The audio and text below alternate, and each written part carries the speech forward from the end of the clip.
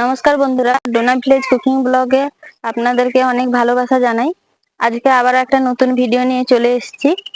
আপনারা দেখতে থাকুন ফুল ভিডিওটি। ওই 15 জন আছে বটম। 15 জন ভাগ কর দে। বান্টু তুই আর যেটা ভাগ কর, তুই যে ম্যান কে লিয়ে বেছে লে। 15 জন আছে বেছে লে। বাসে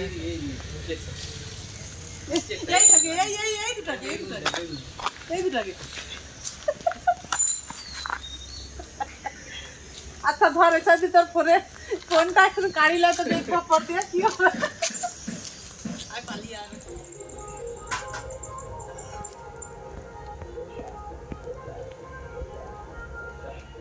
মিললাম তো কম হ্যাঁ বেশি কম মানে আরে এটাই তো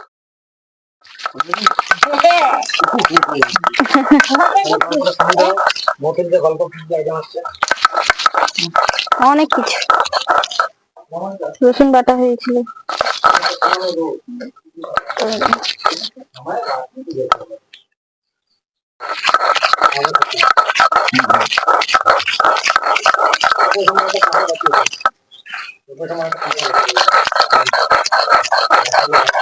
একটা করে কিনে আনো না,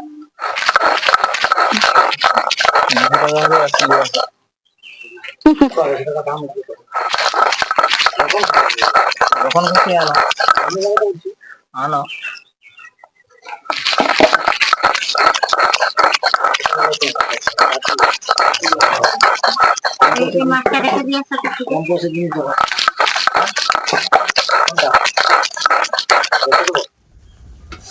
দেখুন বন্ধুরা, আজ বানাবো মোরলা মাছের বাটি চচ্চড়ি।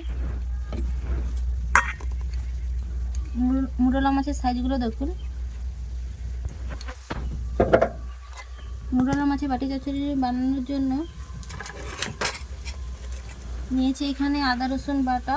এখানে আদা দেইনি, পেঁয়াজ আর রসুন বাটা দিয়েছি অল্প পরিমাণে।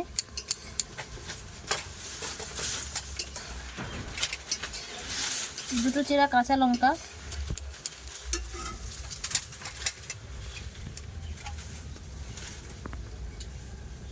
এক চামচ জিরে গুঁড়ো,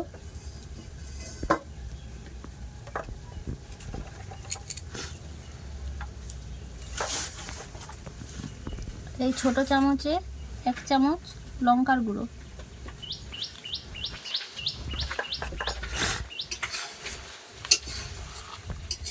হলুদ গুঁড়ো,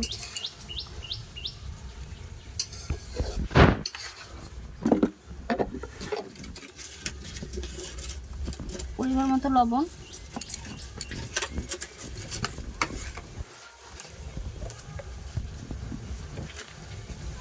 পরিমাণ মতো সরষের তেল। এবার ভালোভাবে মেখে আধা ঘন্টা রেস্টের জন্য রেখে দেব।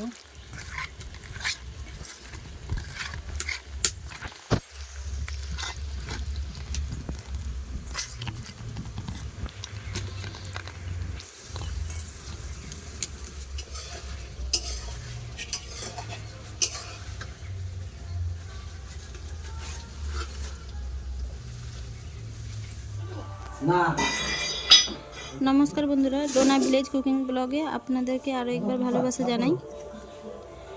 আজকে আবার একটা নতুন রেসিপি নিয়ে চলে এসেছি, মোরলা মাছের বাটি চচ্চড়ি। আর এই রেসিপিটা আপনাদের যদি ভালো লেগে থাকে লাইক শেয়ার কমেন্ট আর সাবস্ক্রাইব করে দেবে।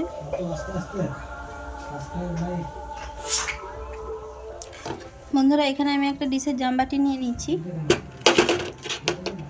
এতে এবার চিংড়ি মানে মোরলা মাছের বাটি চচ্চড়িটা দিয়ে দেবো।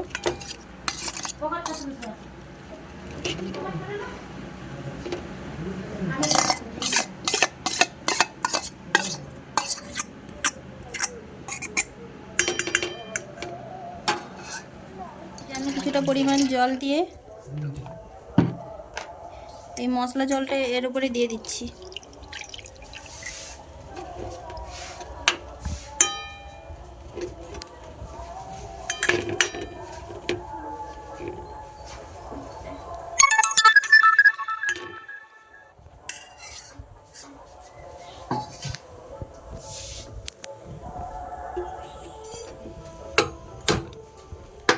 গ্যাস ওভেনটা জ্বালিয়ে নিয়েছি। এটাকে লো ফ্লেমে হতে দেব। আমি দেখি ওইটা কি নিছো আবার দেখি কি ওইটা কি মুরলা মাছের বাটা চচ্চড়িটা হওয়ার পরে দেখাচ্ছি কেমন হয়েছে। এখন অনেকটা একটা তরকারি নোট আছে হ্যাঁ? এটা সবজির তরকারি নোট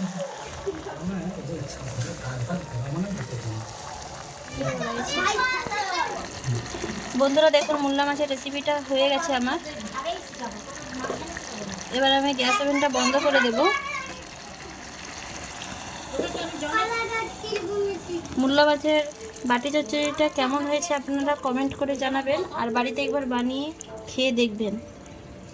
আর আজকের ভিডিওটি যদি ভালো লেগে থাকে like share comment and subscribe করে দেবে। ওইটা মাছ আছে কালারটা কত সুন্দর এসেছে দেখুন। ভাইয়ের দেরি